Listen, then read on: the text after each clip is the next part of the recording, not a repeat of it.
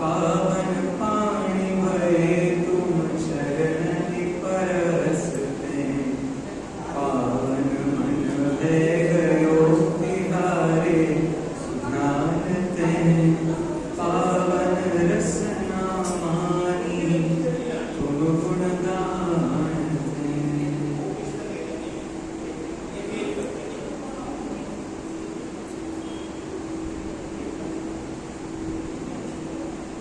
शुद्धता, प्योरिटी,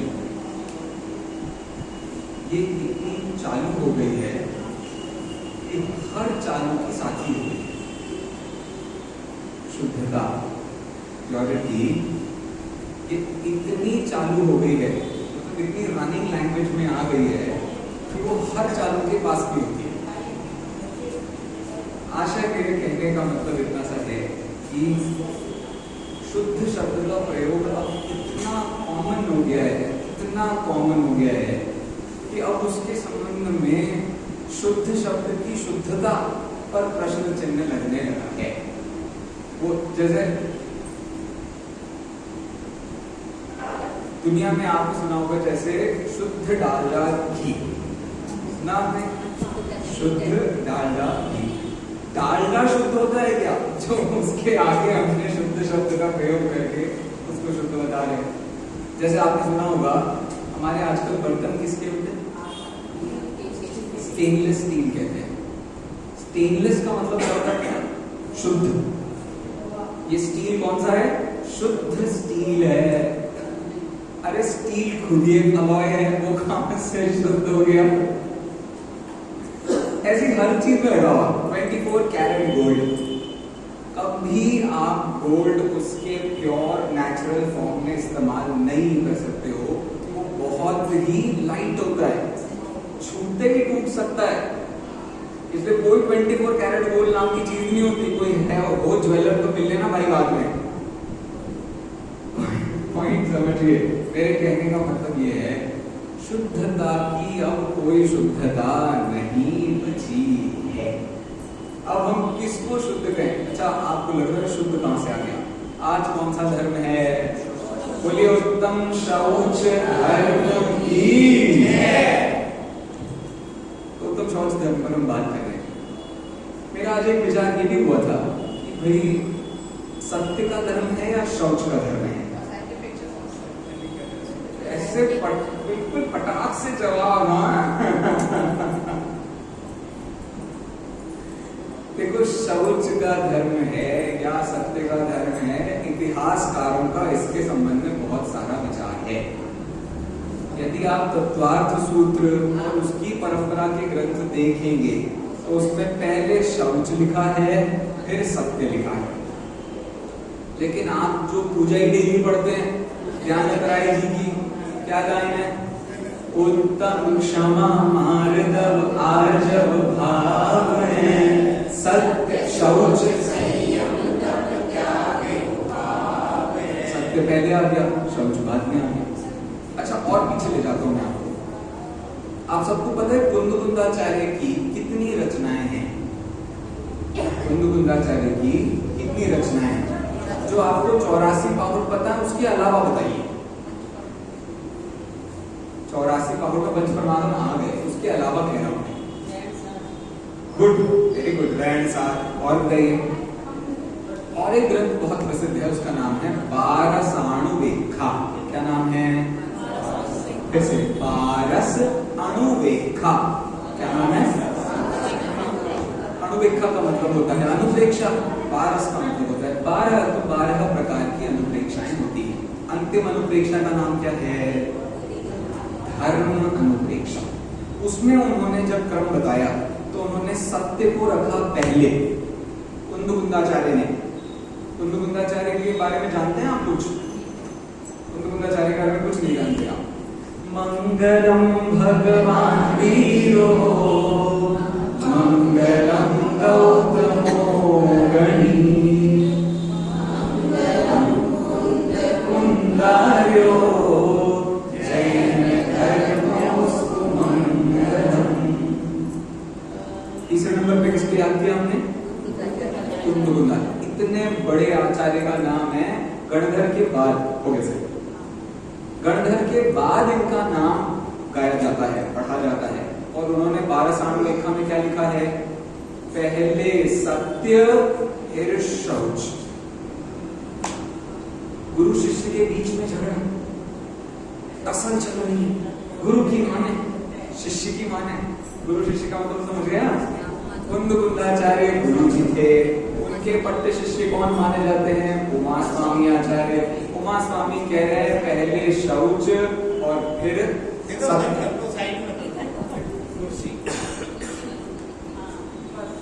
और कुंदाचार्य क्या कह रहे हैं? पहले सत्य और फिर शौच। अब बता दो ये झगड़ा कैसे निकलेगा? झगड़ा बड़ा हुआ कि नहीं हुआ? अरे गुरु शिष्य के बीच में टसल है भाई। आप झगड़ा शब्द से आप लोग घबराते नहीं। अरे झगड़ा का मतलब मुद्दे का सॉल्यूशन। मुद्दा तो सामने खड़ा हुआ ही है हमारे, सत्य पहले कि शौच पहले, शौच पहले कि सत्य पहले। झगड़ा तो सामने है ही आपकी। अरे फर्क फिर वही, फिर तो धर्म करने से भी कुछ फर्क नहीं पड़ता। अरे बात चल रही है, आप मुद्दा जहां है उस पर विचार करो। आपके नहीं हो रहा, थोड़ी देर ध्यान लगाओ, कोई बात नहीं है, कोई दिक्कत नहीं है। अभी सिर्फ एक चिंतन का विषय मैं आपको दे रहा हूं। अब देखना दोनों में बहुत ही गंभीर तत्व ज्ञान का भेद है। समझिएगा, बहुत गंभीरता से समझिए। जब हम ये कह रहे हैं उत्तम क्षमा मार्दव आर्जव भाव है, इसका मतलब क्या हुआ? ये आत्मा के स्वभाव है, ये आत्मा के स्वभाव है। तो बताओ सत्य आत्मा का स्वभाव नहीं है, शौच आत्मा का स्वभाव नहीं है, सब आत्मा के स्वभाव है। आत्मा के स्वभाव की दृष्टि से तो बहुत सारी चीजें आ जाएंगी। ब्रह्मचर्य आत्मा का स्वभाव है, सदा अपने में रहना। तो फिर दयानंद राय जी ने ऐसा क्यों लिखा? सत्य शौच संयम तप त्याग उपाय है। उपाय है ये धर्म के। धर्म के उपाय कैसे बनाएंगे आप सत्य को, शौच को? और क्षमा मार्ग वार्जव तो धर्म है, धर्म के भाव है मतलब। तो मुद्दा बड़ा हो सकता है आपकी नजरों में, बात बड़ी सरल सी है। देखो, आप जब सर्वार्थ सिद्धि पढ़ेंगे, सर्वार्थ सिद्धि मतलब तत्वार्थ सूत्र की जो सबसे पहली टीका है, आप उसको पढ़ेंगे तो आपको उसमें एक बहुत गहरा विचार देखने को मिलेगा।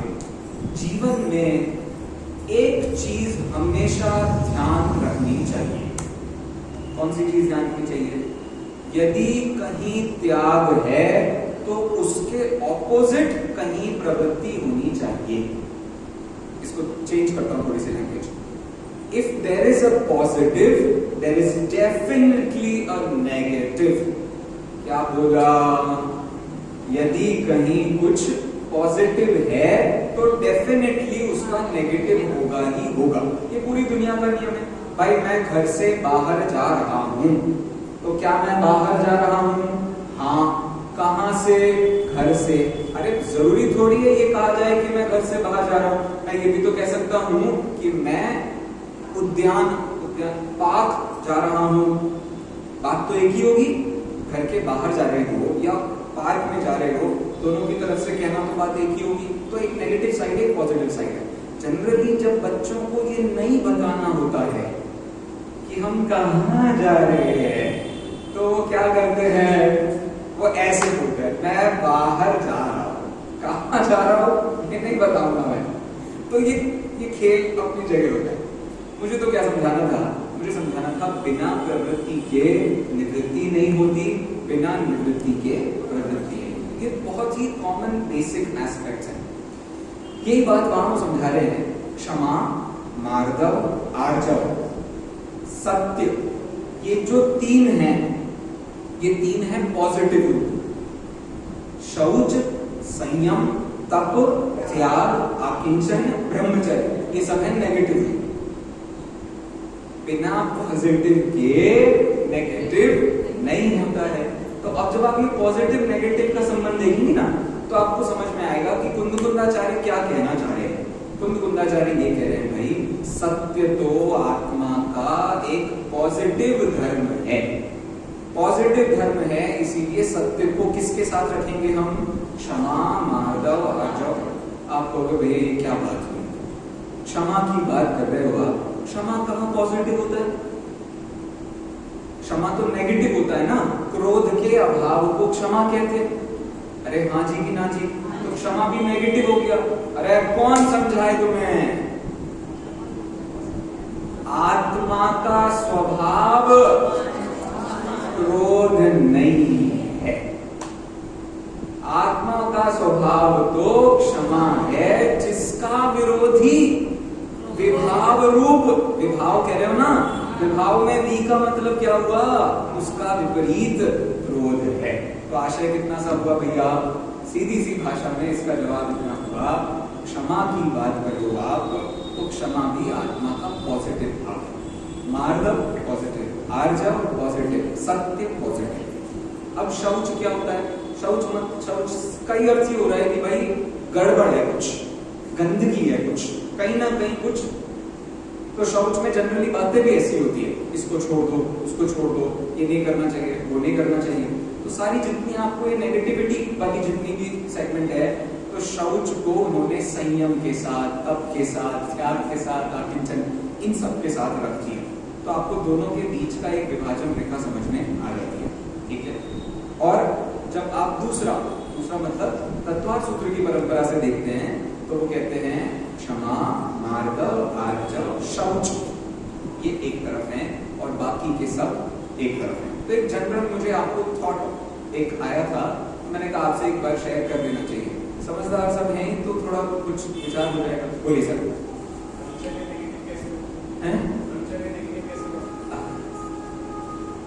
ब्रह्मचर्य नेगेटिव कैसे हुआ? मैंने ब्रह्मचर्य को नेगेटिव कहा था? अब मैं तो पापी हूं, मैं मतलब कोई नहीं। ब्रह्मचर्य नेगेटिव कैसे है? तो ब्रह्मचर्य में ये बात जनरली समझाई जाती है कि ब्रह्मचर्य का मतलब होता है शील बाढ़ नौरा ब्रह्म भाव अंतर रखो। उसका मतलब ये होता है हमें शील की 9 बाढ़ें रखनी चाहिए। महिला के बिस्तर पर नहीं जाना चाहिए, उससे बहुत गप्पे नहीं मारनी चाहिए, उसके बहुत समीप नहीं रहना चाहिए। तो ये थोड़ा इसको मैसोखिस्टिक बनाने की जरूरत नहीं है, आप यहाँ से देख लो। पुरुष के पास नहीं जाना चाहिए, उससे बहुत अच्छे हेल मिल के बात नहीं करनी चाहिए, उसके स्पर्श किए हुए सामानों को स्पर्श नहीं करना चाहिए। ऐसे करके उन्होंने 9 बार समझाए हैं, ब्रह्मचर्य के चैप्टर में उसको पढ़ाया जाता है। तो वो नेगेटिव ऐसे बन जाता है। ब्रह्मचर्य का मतलब क्या होता है? निवृत्ति। लेकिन उसका पॉजिटिव भी है। क्या है पॉजिटिव? अपना स्वभाव ब्रह्म है, उसमें हमें चरण करना चाहिए। क्यों हम जगत में कोई और चरण करें, ऐसा भाव होता है, ठीक है। तो आज के इस धर्म के संबंध में जब हम एकदम शौच पर थोड़ी चर्चा कर रहे हैं, जगत में इसको शौच नहीं समझ में आता, हमें पवित्रता समझ में आती है, पावन समझ में आता है, हमें शुद्धता नजर आती है। तो जगत में बहुत सारी चीजों के संबंध में शुद्धता अशुद्धता का बहुत विचार किया जाता है। अब देखो, सबसे ज्यादा शुद्ध इस जगत में कौन सा पदार्थ है? इस जगत में सबसे ज्यादा शुद्ध कौन सा पदार्थ है? ये सब डेली के स्वाध्याय वाले लोग हैं, इन्हें एक ही चीज दिखाई देती है, आत्मा। अरे यदि आपकी आत्मा शुद्ध पदार्थ है तो जगत के 5 द्रव्य कौन से अशुद्ध हैं? 6 के 6 द्रव्य ही शुद्ध पदार्थ हुए कि नहीं हुए? जगत में शुद्धता का मतलब होता है पर निरपेक्षता। शुद्धता का सिर्फ एक मतलब होता है, जहां आपको दूसरे के साथ संबंध करने की इच्छा पैदा ना हो, दूसरों के साथ जुड़ने की, दूसरों के साथ प्रवृत्ति करने की इच्छा ना हो। मैं बता, अब मुझे आप इतना बताइए, दिन भर में हमारी पूरी रूटीन में जो रूटीन हमने सेट की हुई होती है वो किस हिसाब से सेट की हुई होती है? हम ऐसी सेट करते हैं, मैं ऐसा करूंगा, मैं वैसा करूंगा, मैं वैसा करूंगा, ऐसी सेट नहीं करते। हम कैसे सेट करते हैं? सुबह ब्रश, फिर उसके बाद बेदिंग, नहाना, फिर उसके बाद ईटिंग, खाना। सारा हिसाब किताब कहां से चलता है? उद्गल द्रव्य की सापेक्षता से। हमने अपना सारा का सारा टाइम कैसे डिवाइड कर रखा है? भाई सामने ब्रश नाम का पदार्थ होगा, उसके रहने पर मेरे दांत की सफाई नाम का कार्य होगा। सामने कोई और भाई जनता होगी तो प्रवचन नाम का कार्य होगा। ऐसे करके हमने हर चीज में पर से इतनी सापेक्षता बिठा रखी है कि उससे निरपेक्ष होने का विचार हमें आता नहीं, और आता नहीं है तो ये प्रॉब्लम खड़ी होती है कि हम शुद्धता को नहीं समझ सकते। देखो, एक दर्शन है जो दर्शन शुद्धाद्वैत के नाम से जाना जाता है। इस नाम से जाना जाता है शुद्धाद्वैत। वो क्या कहते हैं, जगत में एक ऐसी रियलिटी है, आजकल सब रियलिटी पर ही चल रहा है, किसी मल्टी यूनिवर्स हो या कुछ भी हो, सब रियलिटी पर ही चल रहा है, ठीक है। वो दर्शन ये कहता है इस जगत में सिर्फ एक ही पदार्थ है और वो पदार्थ सदा से शुद्ध था, शुद्ध है और सदा शुद्ध रहेगा। मेरा सिर्फ एक कहना है, बताओ वो शुद्धता कहाँ रहती है? क्वेश्चन आपको ख्याल में आया? शुद्धाद्वैतवाद नाम से एक द्वैतवाद है जो वल्लभाचार्य नाम से एक व्यक्ति हुए, उन्होंने इसके संबंध में विचार किया है। शुद्धाद्वैत का क्या मतलब हुआ? पूरी की पूरी दुनिया सिर्फ एक उस शुद्ध वस्तु से ही बनी हुई है। पूरी दुनिया में उस शुद्ध वस्तु के अलावा और कोई भी वस्तु नहीं। यदि ये सत्य है तो फिर हम सब शुद्ध हैं कि अशुद्ध हैं? शुद्ध हैं। यदि हम सब शुद्ध हैं तो हमें बेटर होने की जरूरत नहीं होनी चाहिए। लेकिन हर दिन, एक दिन की नौकरी के बाद अगले दिन की नौकरी की सैलरी कब मिलेगी? जब अगले दिन जाओगे। फिर अगले दिन की सैलरी कब मिलेगी? जब उसके अगले दिन जाओगे। हम एवरी डे बेटर होते हैं, एवरी डे हमें बेहतर होना होता है। हमें कहीं ना कहीं किसी ना किसी के संपर्क की कितनी आवश्यकता पड़ जाती है। तो आप विचार करके देखो, सीधी सीधी बात क्या हुई? जगत मात्र शुद्ध द्रव्य से नहीं चलता है। मम्मी जी, जगत कैसे चलता है? जगत शुद्ध अवस्था का नाम है। संसार नाम की जो अशुद्ध अवस्था है, जब तक उसकी स्वीकृति नहीं है तो मोक्ष नाम की शुद्ध अवस्था की भी स्वीकृति नहीं। तो इस दृष्टि से सारा का सारा विचार करने के लिए हमारा एक मन बना। अब देखिए, आप बहुत ज्यादा, हम बहुत प्योरिटी के बारे में, शुद्धता के बारे में हमारे बहुत विचार होते हैं। एक बहुत अच्छी पंचतंत्र की कहानी है, उसमें वो कहते हैं, उस कहानी का नाम है ब्लू जकाल। ब्लू जकाल की कहानी सुनी आपने? जकाल तो सब जानते हैं, लोमड़ी। लोमड़ी होती है ना, तुम बताओ ट्रांसलेशन करते हो, पंडित जी को इतना नहीं पता, हो सकता है। एक नीली लोमड़ी की कहानी है। सियार सियार ये एक ही नहीं है, फीमेल और मेल होंगे, ऐसा, ठीक है। सियार की कहानी है। तो क्या हुआ था, एक बार वो सियार वो कहीं आसपास पानी वानी पी रहा था। पानी पीते हुए उसके वहां परिस्थिति बनी और कहीं गलती से नीला रंग उसके ऊपर गिर गया। तो वो कौन हो गया? वो नीला सियार बन गया। नीला सियार बन गया है तो अब लोग, और उसने एक्टिंग भी अच्छी आती है सियार को, तो वो शेर की तरह दहाड़ रहा है। तो लोग सोच रहे हैं ये बड़ा ही विचित्र सा शेर है। एक तो इसका रंग नीला है, दूसरा इसकी शक्ल भी बिल्कुल बेढंगी है। लोगों ने उसे पूजना शुरू कर दिया। पूजना कैसे शुरू कर दिया? आए दिन उसको सामान ला के देते, लो महाराज अब ये ले लो, महाराज अब ये ले लो, महाराज अब। बहुत दिनों तक ये चलता रहा और उसका काम भी बहुत आसानी से चलता रहा। एक बार सियारों का समूह वहां से गुजर के जा रहा था। क्या हुआ? उसकी अंतरात्मा जाग गई। ऑटोमेटिकली वो लोग जैसे चिंगाट को, अब जो भी आवाज करते होंगे, सियार कैसी आवाज निकालता है? चिंगाड़ता तो हाथी है मेरे ख्याल से, हाँ, सियार की तरह आवाज निकाल रहा था। तो यहाँ सियार ने भी कोई आवाज निकाली और लोगों ने छट पकड़ लिया, ये तो झूठा सियार है। तो इससे हमें कहानी से क्या समझ में आता है? भाई, पवित्रता जगत में कोई नहीं चाहता है। हर व्यक्ति चमत्कार प्रिय होता है। यदि हमें चमत्कार कहीं नहीं मिलेगा तो हमें सच में ऐसा लगता है कि ये क्या हुआ।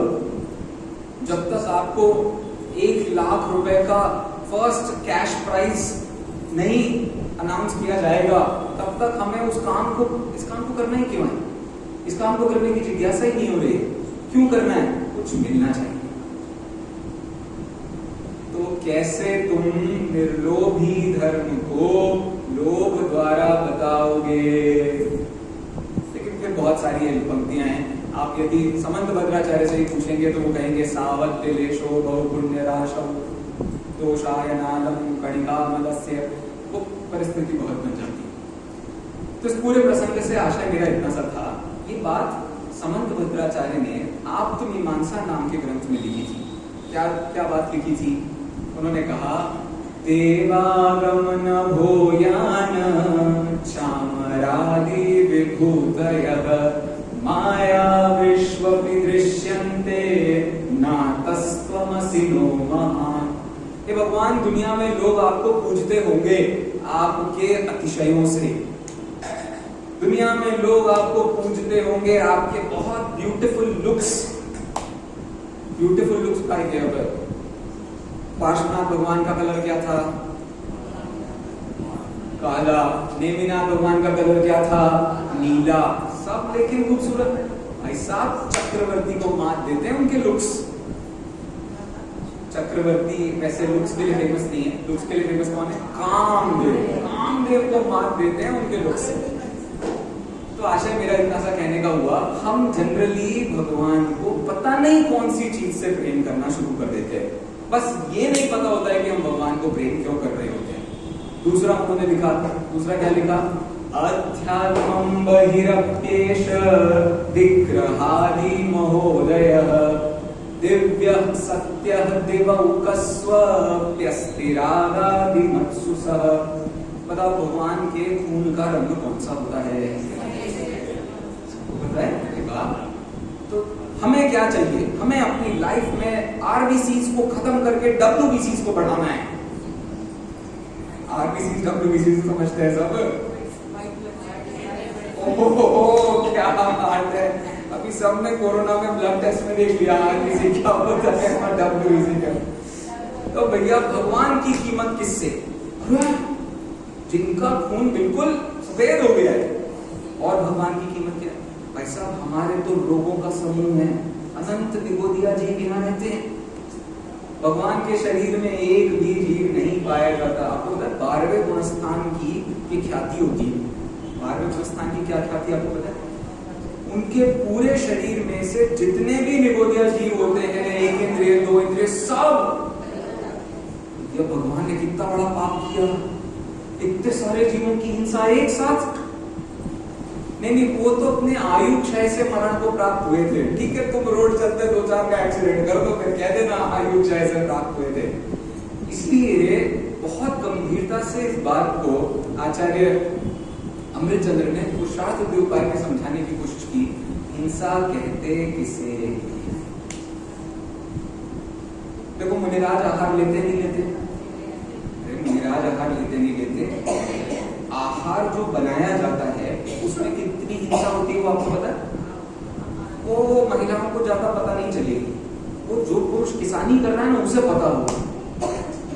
एक साधारण लौकी की सब्जी बनानी होती है, कितनी 2 इंद्रिय 3 इंद्रिय 4 इंद्रिय की हिंसा होती है, कितनी अधिक हिंसा होती है। उसके बाद हम चटकारे लेने के खाते हैं। अब वो बात की बात है, वो हिंसा महाराज को क्यों नहीं लगती? सारी बातें यार रुक गई हैं। आशय यही समझने का है जीवन में हमारे चित्त में इंटेंशन कितना है हिंसा का। यदि आपने इंटेंशन को पकड़ा तो धीरे धीरे आपको समझ में आएगा कि आप कितने गहरे पानी में। अब ये इंटेंशन क्या होता है? मैं कौन हूं? जीव। शरीर क्या है? उस भोजन से पोषण किसको मिलता है? बस ये बातें मान लो आप लोग। हाँ खाओ मजे से। और पोषण किसको मिलता है? सब शरीर का ही शरीर में है भाई। वो शरीर में जहां जहां आत्मा के प्रदेश हैं उन सबको जागृति मिलती है, उन सब आत्मा के प्रदेशों को। लेकिन प्रॉब्लम यही तो है, वो आत्मा के प्रदेश भी तो संसारी ही आत्मा के प्रदेश हैं। नहीं बात समझ में है आपको? आत्मा में जो राग द्वेष भाव हैं उनका पोषण होता है। आत्मा के ज्ञान दर्शन चारित्र का पोषण नहीं होता खाना खाने से। कैसी बात कर रहे हो भैया, यदि हम खाना नहीं खाएंगे, चक्कर आएंगे तो ज्ञान नहीं होगा ना हमको। अरे चक्कर होंगे तो क्या, अरे जितना ज्ञान जागृत अवस्था में हो रहा था वो तो नहीं होगा, उस पर थोड़ा मंदपना आएगा कि नहीं आएगा, उगाएगा। तो खाना खाओ तो अच्छा ज्ञान होता है, खाना नहीं खाओ तो कच्चा ज्ञान होता है। फिर बेटा बताओ अनंत भगवान को कितना खाना खाना पड़ेगा। तो ये सारा का सारा लॉजिक यही बताया जाता है। हम अभी यहाँ आत्मा की दो अवस्थाओं के साथ युक्त हैं। कौन कौन सी दो अवस्था? एक तो है पर्याय रूप अवस्था जिसमें संसार बैठा हुआ है, और एक है आत्मा की द्रव्य रूप अवस्था जिसमें मुक्त अवस्था है। अब लेकिन ये मत समझ के घर चले जाना भाई दो आत्माएं, आत्मा एक ही है। नहीं तो तुम में और वेदांतियों में अंतर खत्म हो जाएगा भाइयों। पॉइंट समझ में आ रहा है? आत्मा एक ही है। उस आत्मा में दो प्रकार के स्वभाव पाए जाते हैं। एक होता है उत्पादव्यय स्वभाव, एक होता है द्रव्य स्वभाव। द्रव्य स्वभाव में सदा आत्मा का शुद्ध स्वभाव व्यक्त होता है, और पर्याय जो स्वभाव पाया जाता है उसमें ऊपर नीचे कम ज्यादा 19-20 बहुत सारे काम होते रहते हैं। अब उन स्वभावों के चक्कर में संसार है और उसी के कारण मोक्ष है। तो इस पूरे के पूरे चैप्टर से मुझे क्या समझाना था आपको? शुद्धता एक बहुत ही सब्जेक्टिव चीज है। जब आप पर्याय की शुद्धता देखते हो, सब्जेक्टिव तो समझते हैं, सब्जेक्टिव मतलब हो भी सकती है, नहीं भी हो सकती है, कम होती है, ज्यादा होती है, लेकिन जो मेरा अनादि अनंत स्वभाव है वो ऑब्जेक्टिव होता है। ऑब्जेक्टिव मतलब 100% प्योर। यदि वो प्योरिटी आपके पकड़ में आ गई तो जगत में कुछ भी प्योर नहीं बचेगा, कुछ भी अशुद्ध नहीं बचेगा। उस शुद्धता का रस जिसने चख लिया उसको वास्तव में आत्मा का स्वरूप दिख गया। आज की चर्चा हम यही रखते हैं। आदरणीय भाई साहब हमको लाभ देना है।